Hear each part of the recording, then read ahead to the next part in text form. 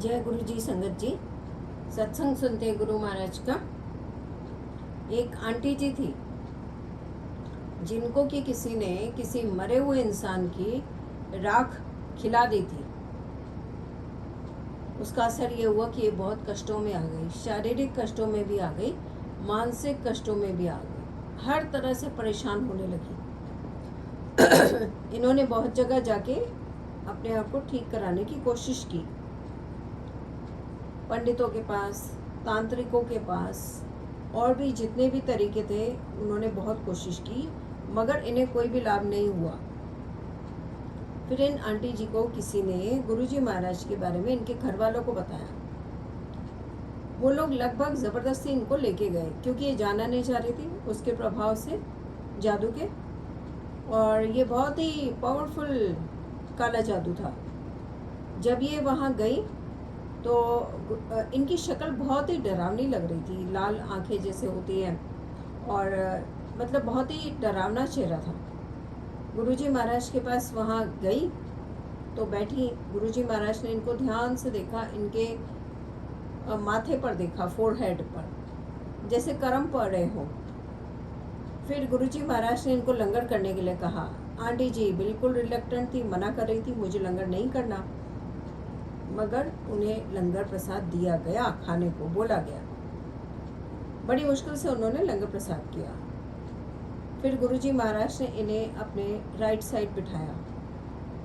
फिर इन्हें अपने चरणों की सेवा भी दी, और फिर जब इन्होंने चरणों की सेवा की तो इनका अंगूठा लेके हाथों का गुरुजी महाराज ने फिर बाद में इनका अंगूठा हाथों में लेके उसे अपने अंगूठे से दबाया, और इस प्रकार से गुरुजी करते गए। थोड़ी देर में आंटी जी शांत हो गई। उनको ऐसा लगा जैसे इतने सालों बाद एक सुख, एक शांति, एक आनंद का अनुभव हुआ, जैसे कोई पीड़ा शांत होती है इंसान की। और फिर गुरुजी महाराज ने उनको दृष्टि से बहुत ध्यान से देखा। फिर इनको आने के लिए कहा और आते रहने के लिए कहा, और लंगर प्रसाद के लिए भी कहा कि आती रहें और ये करती रहें। ऐसा ही किया गया।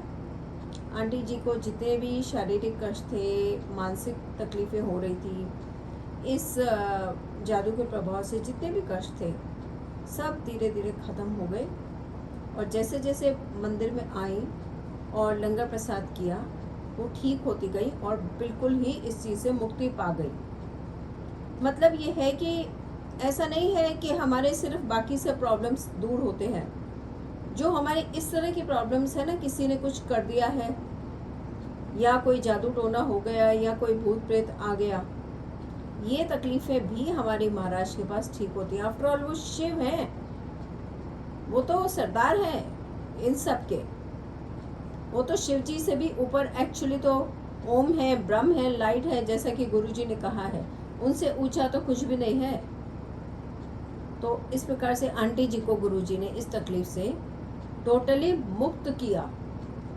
तो कभी ये वहम हो जाता है, हमें किसी ने कुछ कर तो नहीं दिया, या हम इधर गए थे उधर गए थे, हमने कुछ खा लिया, पता नहीं हमारे ऊपर क्या हो गया। इस तरह के जो वहम आते हैं ना, तो हमेशा गुरुजी के बड़े मंदिर जाके, सत्संगों में जाके प्रसाद श्रद्धा से ग्रहण करना चाहिए।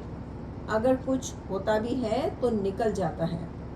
और वैसे भी गुरुजी कहते हैं कि, हमेशा कहते थे कि आए हो आंदे रहा करो, तो जाते रहना चाहिए।